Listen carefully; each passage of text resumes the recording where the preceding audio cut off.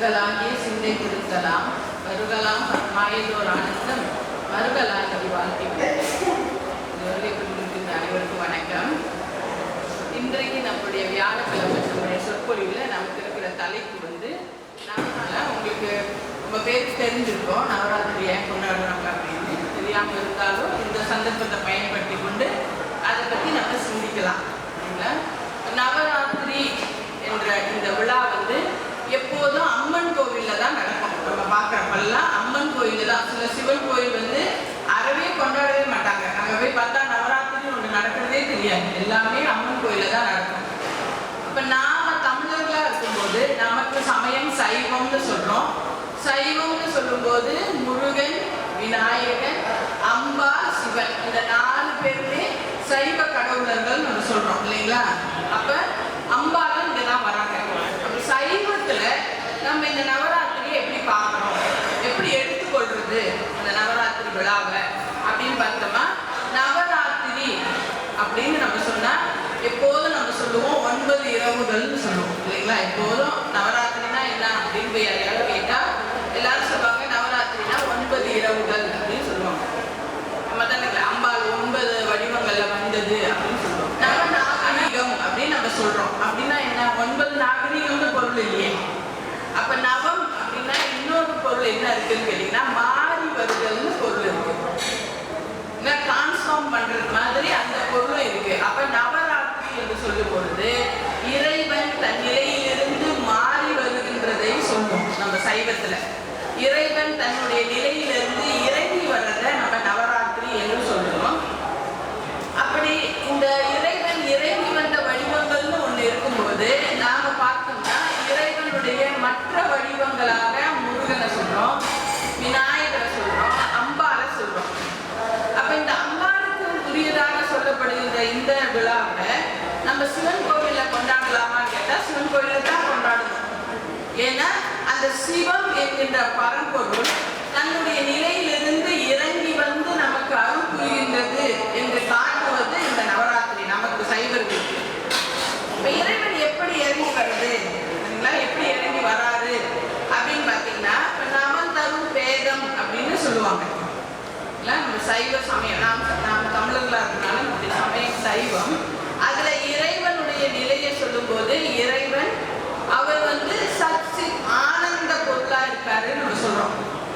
சத்துனா உண்மை பொருள், சித்துனா அறிவு பொருள், ஆனந்தம்னா இன்பமான பொருள். அப்ப இறைவன் உண்மையிலே இருக்காரு, ரொம்ப அறிவான ஒரு பொருளா இருக்காரு, எப்போதும் இன்பமான ஒரு பொருளா இருக்காரு. அப்ப சச்சித் ஆனந்தம் அப்படின்னு அவர் நம்ம சொல்றோம். அப்படி சச்சித் ஆனந்தமாக இருக்கக்கூடிய அந்த இறைவனுக்கு இவ்வளோ வடிவங்கள் எடுத்து கோவில்ல உட்கார்ந்துருக்க வேண்டிய தேவை அவருக்கு இல்லை.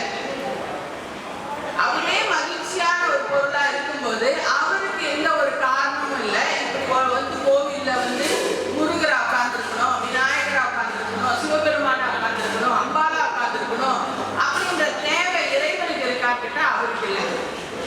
இப்ப யாருக்கு அந்த தேவை இருக்கு அப்படின்னு கேட்டா நம்ம போன்ற உயிர்களுக்கு இருக்கு. இப்ப நாம யாருன்னு கேட்டா நாம சத்து பொருள், உண்மை பொருள். ஆனா சித்து பொருளா அறிவு பொருளான்னு கேட்டா இல்லை. ஒரு குழந்தை பிறந்த சின்ன பிள்ளையா இருக்கு, அதுக்கு எப்படி கையில சாப்பிடுறதுன்னு சொல்லி கொடுக்கலன்னா அது தெரியாது. சீனரை பாருங்க கையில சாப்பிட தெரியலையே, நமக்கு பாருங்க குச்சியில சாப்பிட தெரியலையே. நம்ம தானுங்களே வெள்ளைக்காரன் பாருங்க ஒரு கத்தியை வச்சுக்கிட்டு ஒரு முள்ளு கரண்டி வச்சுக்கிட்டு தான் சாப்பிடலாம். நம்மளால கத்தியை வச்சுக்கிட்டு என்ன பண்றதுன்னு தெரியலையே. அப்ப நாம பழகினாதான், நாம சொல்லி கொடுத்தாதான், நாம அனுபவிச்சாதான் தெரிஞ்சுக்குவோம் நாம. அப்ப நமக்கு அடிப்படையிலேயே அறிவு இருக்குதான்னு கேட்டா இல்லை. அப்ப நாம சத்து பொருள், ஆனா சித்து பொருளா இல்லை. அப்ப என்னைக்கு நம்ம சித்து பொருள் அறிவு பொருளா இல்லாம இருந்தோம் ஒண்ணு இல்லைங்களா? அப்ப நமக்கு ஆனந்தம், மகிழ்ச்சி, இன்பம் எப்போது இருந்துதான்னு கேட்டா இருக்காது.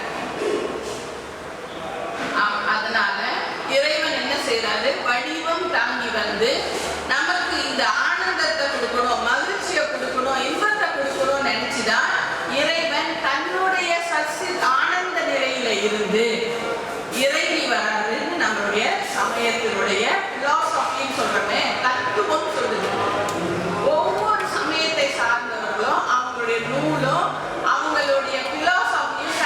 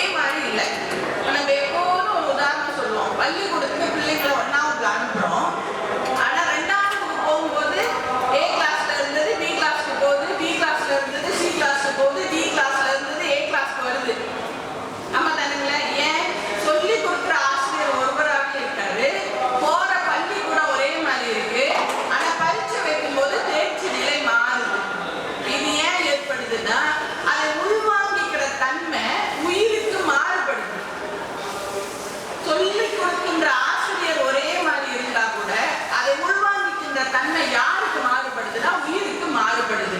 அப்படி மாறுபடுறதுனால ஒரு வகுப்புல இப்படிப்பட்ட பாடமும், இன்னொரு வகுப்புல வேற மாதிரி பாடமும், இன்னொரு வகுப்புல வேற மாதிரியும் அந்த ஒரே பாடத்தை வேற வேற முறையில ஆசிரியர்கள் நடத்த வேண்டியது இருக்கிறத நம்ம பார்க்கிறோம். நம்ம பிள்ளை கூட முதல் பிள்ளைக்கு ஒரு விஷயத்த செய்தியை சொன்னது மாதிரியே ரெண்டாவது பிள்ளைக்கு சொன்னா புரிய மாட்டேங்குது இல்லைங்களா? அதே மாதிரி ஒரு சாப்பிடணும், அடிப்படையில பிள்ளைங்க நல்லா சாப்பிடணும், சாப்பிட்டா உடம்புக்கு நல்லது. ஆனா நம்ம பிள்ளை நம்ம வீட்டில் தான் பிறந்துச்சு. ஆனா ஒரு பிள்ளைக்கு சாம்பார் பிடிக்கும், ஒரு பிள்ளைக்கு வேற குழம்பு பிடிக்கும், ஒரு பிள்ளைக்கு தயிர் மட்டும் தான் பிடிக்கும். அப்ப நம்ம வீட்டில் தானே பிறந்துச்சு, அதுக்கு மாறுபடுது. அப்ப நம்ம என்ன செய்யறோம்? அதுக்கு பிடிச்ச மாதிரி கொடுத்து தானே வளர்க்குறோம். அது போல இறைவன் என்ன செய்யறாரு? நமக்கு உள்வாங்கிக் கொள்றது, உயிருக்கு உள்வாங்கிக் கொள்றது தன்மை மாறி இருக்கிறதுனால இறைவனும் மாறுபட்ட வடிவத்துல வர வேண்டிய தேவை ஏற்படுது. அப்ப அவருடைய முதல்ல நான் சொன்ன உண்மையான பொருள், அறிவான பொருள், ஆனந்த பொருள்ன்ற அந்த 3 நிலையிலிருந்து, அந்த நிலையிலிருந்து அவர் என்ன செய்யறாரு? நமக்கு அருள் புரியலான்னு சொல்லி அவரிடத்துல இருந்து இறங்கி வராரு. அதை நம்ம சொல்றோம் அருளை வெளிப்படுத்தினாருன்னு நம்ம சொல்றோம். இறைவனிடத்திலிருந்து திருவருள் வெளிப்பட்டது. பிறகு திருவருளும் அவரும் பிரியாமல் இருந்து நமக்கு அருள் புரிந்தார்கள். அந்த திருவருளுக்கு கருணைன்னு பேரு என்று சொல்றோம். நம்ம தானே இப்படித்தானே சொல்றோம். அப்ப அந்த கருணை எப்படி இருக்கும் அப்படின்னு கேட்டா, உலகத்துல நம்ம பார்த்தது நம்ம அம்மாவை தான். அப்ப அம்மா மாதிரி அன்பா இருக்கும் என்று பெண் வடிவம் கொடுத்தோம். அங்க ஒரு பெண்ணு தான் கடவுளா நிக்கிதான்னு கேட்டா இல்ல. அந்த இறைவனுடைய அன்புக்கு நம்ம பெண் வடிவம் கொடுத்தோம். பிறகு அது இறங்கி வந்து நமக்கு உதவி செய்வதாக சைவ சித்தாந்தத்துல நம்ம பார்த்தோம்னா நமசிவாய என்ற மந்திரத்துல நான் என்பதிலையும் அம்பாலையும், வா என்றதுல அம்பாலையும் 2 வடிவங்களாக அங்க உள்ளே சொல்லுவாங்க. அங்க 2 நம்ம பார்க்கணும். ஆனா பொதுவா சொல்லும் போது 9 வடிவங்கள்ல வருவாரு என்று சொல்றோம். அப்ப அந்த முதல்ல பரம்பொருளா சிவம் என்று இருந்தது. அங்கிருந்து முதல்ல ஒரு வடிவம் தாங்கினது என்னன்னு கேட்டீங்கன்னா பெயர் வடிவம் மட்டும்தான். பெயர் தான், அங்க ஒரு வடிவம் இல்லை. இல்ல என்ன பெயர்னா 4 பெயர் சொல்றோம். முதல்ல சொல்றோம் சிவம் என்று சொல்றோம், அத பரசிவம் என்று சொல்றோம். இரண்டாவது அதிலிருந்து உள்ளிருந்து வெளியே வந்தது பரசக்தி என்று வெளிவந்தது. பின்னால நம்ம பராசக்தின்னு சொல்றோம். அத பரசக்தி என்றுதான் சொல்லணும். ஆனா பராசக்தின்னு பேச்சு வழக்குல நம்ம சொல்லிடுவோம். அடுத்து அது உள்ளிருந்து இன்னும் அடுத்த வடிவமாக இறைவன் வந்தது பரநாதம். அததான் இன்றைக்கு நம்ம விநாயக வடிவத்தை வச்சு கும்பிடுறோம். ஓங்காரம் என்று சொல்றோமே, அது பரநாதம் என்று ஓசை வடிவம் இறைவன் எடுக்கிறார். ஆனா அது பெயர் அளவுல இருக்கு. பின்னால நம்ம ஒரு வடிவம் கொடுத்துட்டோம், ஓம்ன்ற எழுத்து கொடுத்துட்டோம். அதன் பிறகு விநாயகரா வந்துட்டாரு நம்மளுக்கு. அதுதான் அந்த பரநாதம் என்று சொன்னது. பிறகு அதிலிருந்து பரபிந்து என்று வெளிச்சம் ஒளியாக இறைவன் வெளிப்பட்டாரு. அந்த ஒளி வந்து என்ன அப்படின்னு கேட்டீங்கன்னா, இன்றைக்கு முருகரை அதுக்கு அடையாளமா நம்ம வச்சிருக்கோம். அதனாலதான் சிவன் கோயிலுக்குள்ள வந்தீங்கன்னா ஒரு பக்கம் விநாயகரும் ஒரு பக்கம் முருகரையும் நம்ம பார்க்கணும். அப்படின்னா என்னன்னு கேட்டீங்கன்னா, இந்த உள்ளுக்கு இருக்கிற இந்த பரம்பொருள் தான் ஓசையாக நமக்கு வந்து, ஒளியாக நமக்கு வந்து இந்த உலக அவ்வளவு படைப்புகளையும் செய்கின்றார் என்று காட்டுறதுக்காக கோயில் வச்சிருக்காங்க. வேறு ஒண்ணுமே இல்லாத சத்தின் ஆனந்த பொருளா இருந்த இறைவன் முதல்ல பெயரளவுல பரசிவம் என்றும் பெயரளவுல பர சக்தி என்றும் வந்தாங்க. அதன் பிறகு ஒரு ஓசை, ஒரு சத்தம். அது கூட இப்ப நம்ம கேட்கிற இந்த சத்தத்தை சொல்றது இல்லை, அது ஒரு நுண்ணோசை. அப்படி பரநாதமாக வந்து அதுல இருந்து பர பிந்துவாக வந்தாங்க. அப்ப அது 4ஐயும் 9ல 4 முடிஞ்சிருச்சு. அதன் பிறகு இறைவன் மகேஸ்வரன் என்ற பெயர்ல வரார். அதற்கு பின்னால அவர் சதாசிவம் என்று வரார். அப்ப மகேஸ்வரன் வரும்போதுதான் நாம் இறைவனுடைய நடராசர் வடிவத்துக்குள்ள போறோம். உயிர்களுக்கு உதவி செய்வதற்காக இறைவன் என்ன செய்யறாரு அப்படின்னு எல்லாரும் கேட்பாங்க. கடவுள் என்ன செய்யறாருன்னு, கடவுள் 5 தொழில் செய்யறாரு நம்ம சொல்றோம். அப்ப எதுக்கு இந்த 5 தொழில் அப்படின்னு கேட்டா, நமக்கு அருள் புரிவதற்காக. அதுல முதல்ல சதாசிவ வடிவம் எடுத்து, அதுதான் நம்ம கோயில்ல பார்க்கிற என்ன கொடுக்குறாரு நமக்குன்னு கேட்டீங்கன்னா அருள்வதற்காகவே வரார். அருளல் ஐந்தொழில அருளல்னு சொல்றோம் இல்லைங்களா, அதுவாக வந்து அதுல இருந்து மகேஸ்வரன் என்ற வடிவம் வந்து நமக்கு என்ன செய்யறாரு கேட்டா மறைத்தல் என்ற ஒரு தொழிலை செய்து அங்கிருந்து வெளிப்பட்டு நமக்கு உருத்திரன் என்று வந்து நமக்கு அழித்தல் தொழிலை செய்து அங்கிருந்து திருமாலாக புறப்பட்டு வந்து நமக்கு காத்தலை செய்து பிறகு பிரம்மாவாக வந்து நமக்கு படைத்தலை செய்கின்றார் என்று 5 சொன்னேன். கீழ இருந்து பிரம்மா, திருமால், உருத்திரன், மகேஸ்வரன், சதாசிவம்னு 5 சொன்னேன். இந்த 5ஐயும் நம்ம பார்க்க முடியும், பார்க்கிற வடிவத்துல அது இருக்கு. சரிங்களா? அப்படி இந்த 5ம் முதல்ல நான் சொன்னேன் பரநாவிந்து, பரநாதம், பரசக்தி, பரசிவம்னு கீழே இருந்து மேல போனோம்னா 9 வடிவங்கள்ல இறைவன் இறங்கி வருகின்றார். வடிவம் 9 எடுத்துட்டு வர்றாரு. இறங்கி வந்து என்ன செய்யறாருன்னு கேட்டீங்கன்னா நமக்கு உதவி செய்யறா வராது. எப்படி உதவி செய்யறாருன்னு நம்ம சொல்றோம்.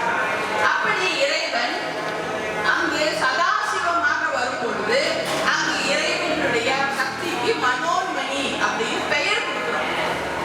சக்திக்கு பெயர் கொடுக்குறோம், மனோன்மணின்னு கொடுக்குறோம். அப்ப மனோன்மணி ஒருத்தவங்க அங்க உட்கார்ந்துட்டு இருக்காங்களான்னு கேட்டா இல்ல.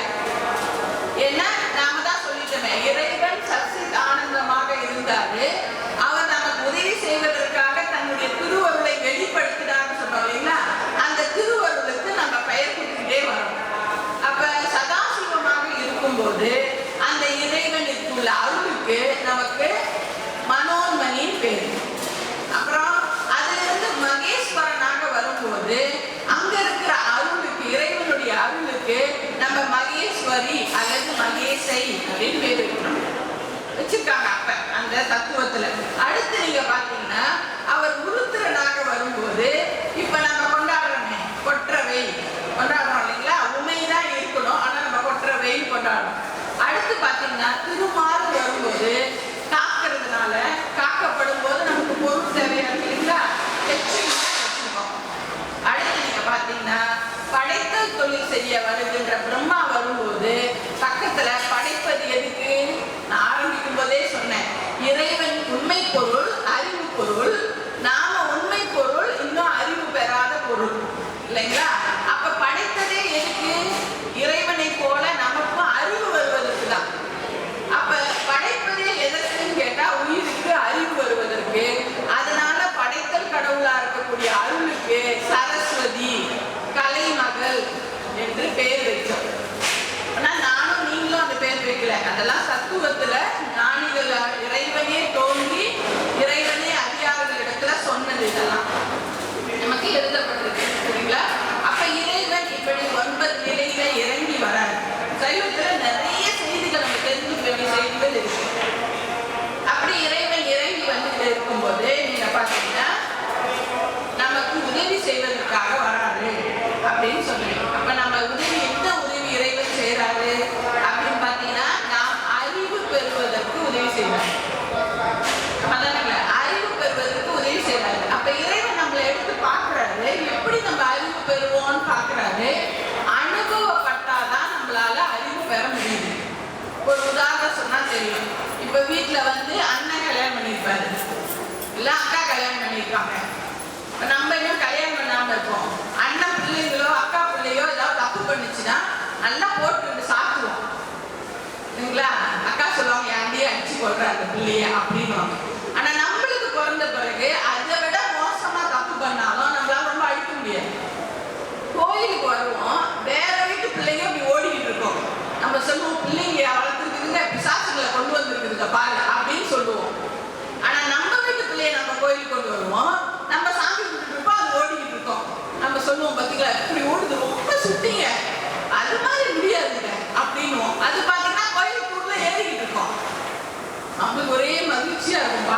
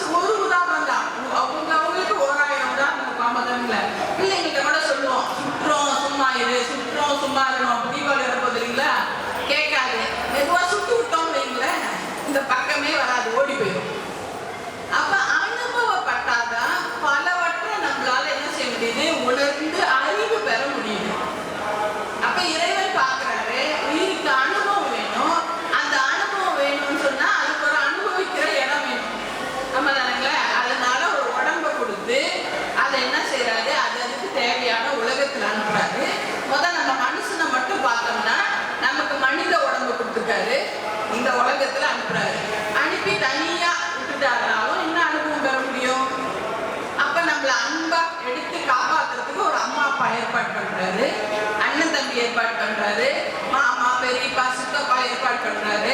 அப்ப இதையெல்லாம் நாம் படைத்தல் என்று சொல்றோம். இறைவன் படைக்கிறாரு. படைக்கும் போது அவருக்கு ஒரு பேர் கொடுக்குறோம். என்ன பேர் கொடுக்குறோம்? பிரம்மான்னு ஒரு பேரை கொடுக்குறோம். ஆனா படைச்சது யாருன்னு கேட்டீங்கன்னா அந்த முதல் பரம்பொருள் தான். அவர் தான் படைக்கிறார். அவருக்கு என்ன பேர் வேணாலும் நம்ம சொல்லலாம். சைவம் சிவம்னு சொல்லுது. அவர் தான் படைக்கிறார். ஆனா படைக்கும் போது அவருக்கு என்ன பேரு? பிரம்மான்னு பேரு. இப்ப பள்ளிக்கூடத்துல எனக்கு ஆசிரியர்னு பேரு இல்லைங்களா? வீட்டுக்கு வந்துட்டேன்னா அம்மான்னு பேர் மாத்திக்கிறேன். அவ்வளவுதான். நாளைக்கு என் மகன் கல்யாணம் பண்ணி ஒரு குழந்தை பிறந்துச்சுன்னா பாட்டிக்கு பேர் மாத்திக்குவேன். ஆனா அதே ஆள் தான். அப்ப இறைவன் படைக்கிறாரு.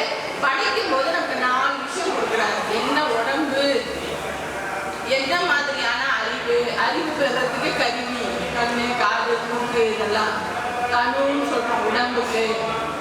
அப்புறம் கரணம்னு சொல்றோம். எந்த உலகம், மலேசியாவில் இருக்கணுமா, இந்தியாவில் இருக்கணுமா, இல்லைங்களா? எந்த நாடு, அந்தந்த நாட்டுக்கு ஒரு அனுபவம் இருக்கு இல்லைங்களா?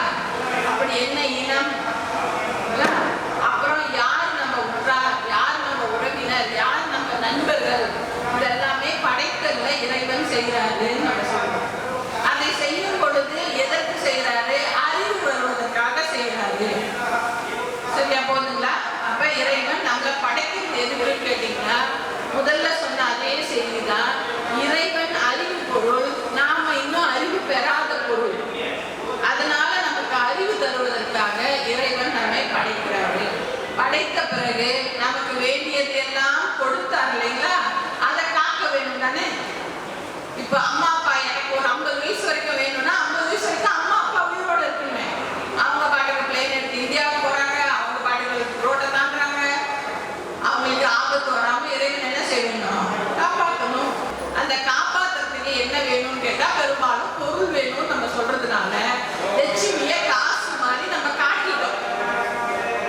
ஏன்னா லட்சுமியை வச்சு ஒரு பணம் குடத்தை வச்சு அதுல இருந்து தங்க காசு வருவோம். அதுக்கு மேல பத்தாது நம்ம ஒட்ட வெளியெல்லாம் ஒட்டி வச்சு காசு தான் லட்சுமி கொடுக்குறாங்கன்னு நினைக்கிறோம். ஆக்சுவலி காசு மட்டும் லட்சுமி கொடுக்கறது இல்லை. இப்ப மழை பெய்ஞ்சிச்சு, நம்ம மரத்துக்கு கீழே காடியை போட்டோமே, நம்ம சொற்பொழிவு கேட்டு வர வரைக்கும் அந்த மரக்கையில உருவமா ஒண்ணு வேணாமான்னு யார் காப்பாத்துறான்னா லட்சுமி தான் காப்பாத்திட்டு இருக்கா. திருமால் காப்பாத்துற வேலை செய்யறது இல்லை. திருமால் தான் கடல் கடையில தூங்கிட்டு இருக்காரு. வேலையை செய்யறது யாரு? சக்தி தானே, அவருடைய ஆட்கள் தானே. லட்சுமி தான் உட்காந்துட்டு இருக்கா. இது மேல மரத்து மேல உட்காந்து கலையை பிடிச்சிட்டு இருப்பா. அவ கணக்குல ஒரு நம்பர் கார் இருக்கும். அந்த கார் வர வரைக்கும் பிடிச்சிட்டு இருப்பா. சரியா அந்த கார் எல்லாம் விட்டுருவா. அது தலை மேல விழுந்துரும் ஒரு கார் மேல. அதெல்லாம் தான் காக்குறது. நம்ம என்ன நினைச்சிட்டோம்? ஓ லட்சுமினா காசுதான் அப்படின்னு நினைச்சுதான் நம்ம என்ன செய்யறோம்? இந்த குடம் வேலை முந்தி நாசனம் தரும்போது 1000 வெளி நோட்டு ஒன்று இருந்துச்சு. அதை போட்டோ செட் பண்ணி என்ன செய்வாங்க? லட்சுமி மேல ஒட்டி இருப்பாங்க. அது மட்டும் லட்சுமி கொடுக்கறதுல எல்லாவற்றையும் லட்சுமி தான் காப்பாங்க. அன்னைக்கு சுனாமி வந்துச்சு இல்லைங்களா? தாய்மானவர் சொல்றாரு, அந்த ஆளாளி இருக்கிற கடல் அது சாமி சொன்னதுனால தானே கரையை விட்டு தாண்டாம நிக்குது. அவ்வளவு வேகமா வருது. ஒரு குறிப்பிட்ட எல்லை வந்தானே திரும்பி போயிடுது. அது அடிச்சுட்டு மேல வரைக்கும் வரலாம் தானே. யார் சொன்னதுனால அது வரல? இறைவன் சொன்னதுனால அது வரல. யார் அதை நிறுத்துனது? லட்சுமி தான் அங்க வந்து நிப்பாட்டுறா. யார் அந்த லட்சுமி? அந்த சிவபெருமான் தான். திருமாலா வர்றாரு இல்லைங்களா? அப்ப அவருடைய அருளுக்கு லட்சுமின்னு பேர் சொல்றோம். சரிங்களா? அதை அடுத்து போதும் அப்படின்னு சொன்ன உடனே நீக்கணும் இல்லைங்களா? போதும்னா நீக்கணும். அந்த நீக்கலை நாம் துடைத்தல்னு சொன்னோம். பின்னால யாரோ அழித்தல்னு சொல்லிட்டாங்க. அழிக்கிற வேலைலாம் சாமி செய்யறது இல்லை. துடைச்சு எடுத்துவார். துடைப்போன், துடைப்போன் நம்ம சொல்றோம்.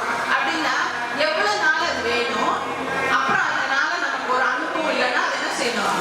நீக்கணும். 1ஆம் போனோம், 12ஆம் மாசம் முடியும்னா 1ஆம் போட்டு வெளியே வந்துடணும். இல்லை எனக்கு ரொம்ப பிடிச்சிருக்கு அங்கேயே உட்காந்துட்டே இருந்தா படிப்பு வராது. அதை நீங்கி நம்ம என்ன செய்யணும்? 2ஆவது போகணும். சில இதை நாமே நீங்குவோம், சில இதை இறைவன் நீக்குவார். சரிங்களா? சில வேலை எங்க படிச்சுட்டு இருப்போம், வேற ஒரு இடத்துல நமக்கு அனுபவம் தேவைப்படும். அதனால அப்பா அம்மா மாற்றாகி போயிடுவாங்க. பாதி படிப்புல வேற பள்ளிக்கூடத்துக்கு வேற ஊருக்கு போயிருப்போமே. நீங்குவோம். ஒன்றை விட்டு என்ன செய்வோம்? நீங்குவோம். அந்த நீக்கம் செய்வதை அழித்தல் என்று சொன்னாங்க. அது துடைத்தல் என்பதுதான் பேரு. ஏன் அழித்தல் சொன்னாங்கன்னா செத்து போறது எல்லாருக்கும் தெரியும். மற்றது சொன்னா அவ்வளவா புரியாது. அதனால செத்து போறத காமிச்சு கடவுள் கதையை முடிக்கிறாருன்னு சொல்லி அதை போய் உருக்குறன்னு பேர் வச்சதுனால சிவபெருமான கும்பிடுறதுக்கே ஆளுக்கு பயம். ஏன்னா சிவபெருமான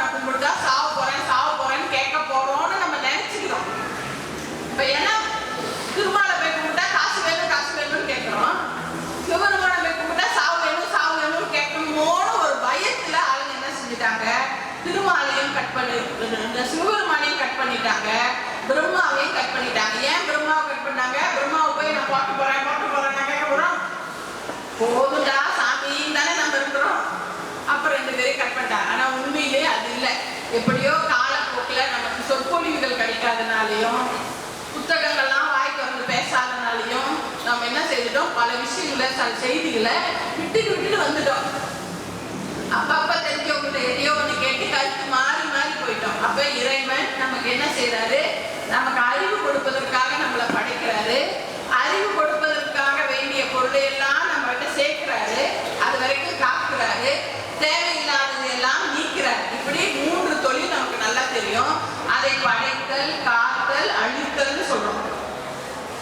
இது நின்று நமக்கு எப்போதும் நல்லா விளங்கிக்கணும் என்று அதை கொஞ்சம் நீட்டி 9 நாளா கொண்டு வந்துட்டோம்.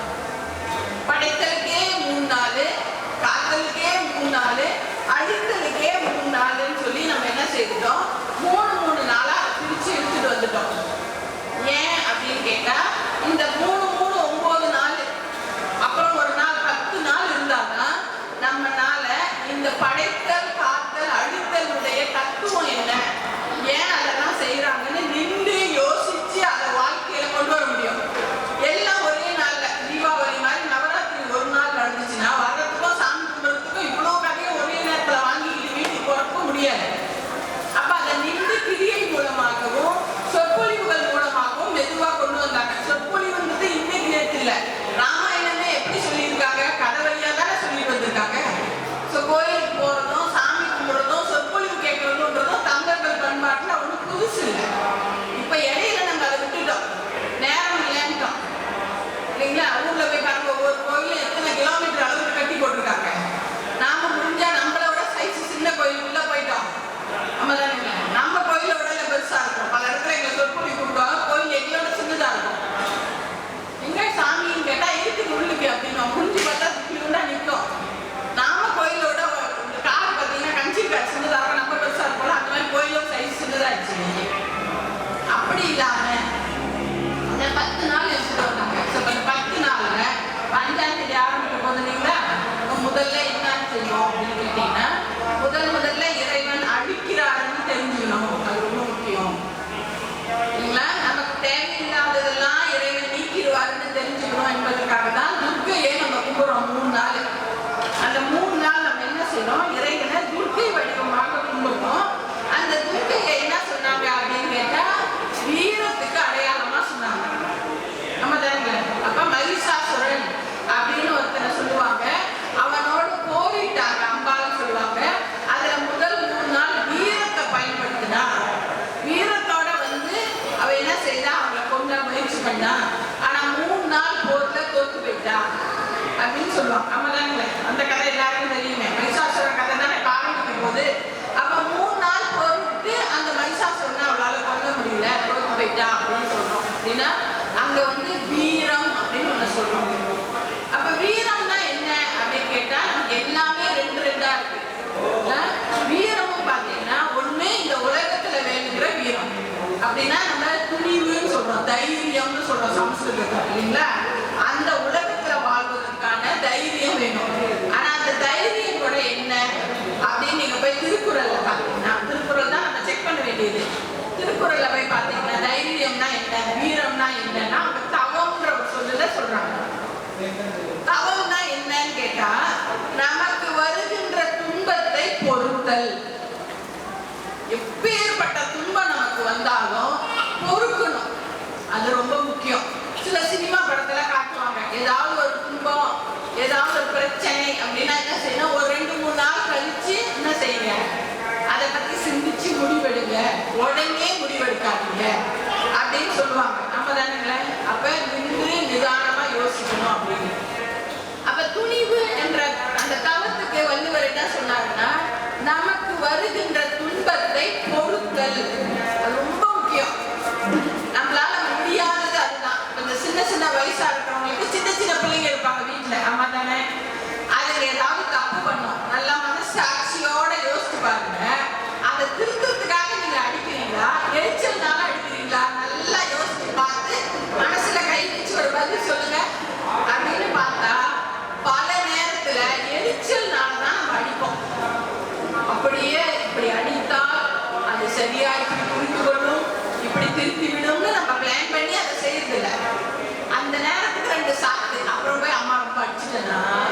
வலிக்குதா அப்படின்னு கேட்டுட்டு, அதான் நீ அங்கேயே செய்யக்கூடாது, பத்தி அம்மா கோவத்தில் அடிச்சுட்டேன் அப்படின்னு என்ன அது போர்டே பண்ணி சமாதானம் பண்றது எதுக்கு? நம்ம மனசாட்சி கொடுத்ததுனால. பெரிய பிள்ளைங்களா இருந்தா நம்ம பார்ப்போம், அது எடுத்து பேசாத பிள்ளையா இருந்தா நல்லா விட்டு அடிப்போம். அது எடுத்து கத்துறதா இருந்தா எங்ககிட்ட கத்துனா நம்மள சாத்திரோன்னு பயமா இருந்துச்சுன்னா கொஞ்சம் கண்ட்ரோல்ல இருக்கும். ஆனா நம்முடைய தமிழர் வாழ்வியல் சொல்லுது, எப்பொழுது ஒரு துன்பம் வருதோ அதை பொறுக்கணும் முதல்ல. பிறகு எந்த காரணத்துக்கும் மற்றவர்களுக்கு துன்பம் செய்யவே கூடாது. அதுதான் வீரம். ஆனா நம்ம நாட்டுல வீரம் என்னன்னா, பக்கத்து வீட்டுல உள்ளவங்க குப்பையை கொஞ்சம் நம்ம வீடு வரைக்கும் கொண்டு வந்துட்டாங்கன்னா நம்ம ஒரு பெரிய கூட எடுத்து தாக்கணும் அவங்க வீட்டை வீசிட்டு, என்ன பெரிய இவனா பார்க்க அவர் கை பார்க்கிறேன் அப்படின்னு. எனக்கு தெரிஞ்ச ஒரு பாட்டி பக்கத்து வீட்டுக்காரங்க இவங்க செய்ய வெட்டிட்டாங்க, போலீஸ் ஸ்டேஷன்ல போய் ரிப்போர்ட் பண்ணி ரிப்போர்ட்டோட நின்றுட்டு இருக்காங்க. நம்ம நினைக்கிறோம் பாட்டிக்கு ரொம்ப வீரம், அது இல்ல வீரம், பொருட்கள் தான் வீரம். ஏன் அப்பனா நாங்கெல்லாம் முட்டாளா, ஏமாளியை கண்டா எல்லாம் ஏற்போம் அப்படிதான் நீங்க சொல்லுவீங்க. ஏன் நம்ம அதை ஏன் யோசிக்கணும்னா, நாம பிறந்ததோட நோக்கம் என்ன? அறிவு பெறுவதற்கு தானே, அனுபவம் பெறுவதற்கு தானே. முழுக்க முழுக்க நம்ம பக்கத்து வீட்டுக்காரங்க குத்துறதுக்கா? அப்ப நம்மளுக்கு நோக்கம் மறந்து போச்சு. ஏன் நம்ம வந்திருக்கோம்? அனுபவம் பெறுறோம். அப்ப அவனால நமக்கு ஏதோ ஒரு அனுபவம் வருது. அவனை அனுப்பின கடவுள் இருக்காரு, அவருக்கு தெரியும் ஏன் அவர் அனுப்பியிருக்காரு. பொறுத்தல் தலை, அதான் முதல் பொறுக்கணும்னு சொல்றாரு. அப்ப வீரம் என்று சொல்லுவது உலக வீரத்துல பொறுமைதான் வீரம். இன்னும் வேற என்னெல்லாம் வீரம் இருக்குன்னா திருக்குறளுக்குள்ள முழுமையா அடக்கி வச்சிருக்காரு. அப்புறம் இந்த வீரம் நமக்கு என்ன கொண்டு வரும் கேட்டீங்கன்னா, ஆன்ம வீரத்தை கொண்டு வரும். என்னால நம்ம இறை வழிபாடு, இப்ப நம்ம வந்தோமா, என்ன நடக்குது கோயில்லன்னு தெரியாம நம்ம பாட்டு கும்பிட்டோமா, வீட்டுக்கு போனோமா, இப்படியே இருந்தோமா, நமக்கு சமயம் தெரியாது. எப்ப சமயம் தெரியலையோ, நாம கோயிலுக்கு வந்தோம், கோயிலுக்கு திருநீர் வாங்கி கொடுத்தோம், கும்பாபிஷேகத்துக்கு பணம் கொடுத்தோம், வெளியில ரோடு போட்டாங்க காசு கொடுத்தோம். ஆனா நம்மளுக்கும் ஒரு துன்பம் வந்துருச்சுன்னு நாம நினைப்போம், உள்ளுக்கு இருக்கிற சாமிக்கு நன்றி இல்லை, எல்லாத்தையும் வாங்கி தின்னு விட்டு எனக்கு கஷ்டம் கொடுத்துருச்சு. என் வீட்டு பக்கத்து வீட்டுக்கார கஞ்சி குடிச்சினாரு, 5 காசு ஒருத்தர் கொடுக்க மாட்டான், அவங்க பென்ஸ் காடியோட வாங்கினான்னு சோர்வு ஏற்பட்டுரும் உயிருக்கு. அப்ப நமக்கு ஏன் வழிபாடு செய்யறோம், ஒவ்வொரு விழாவும் ஏன் கொண்டாடுறோம்?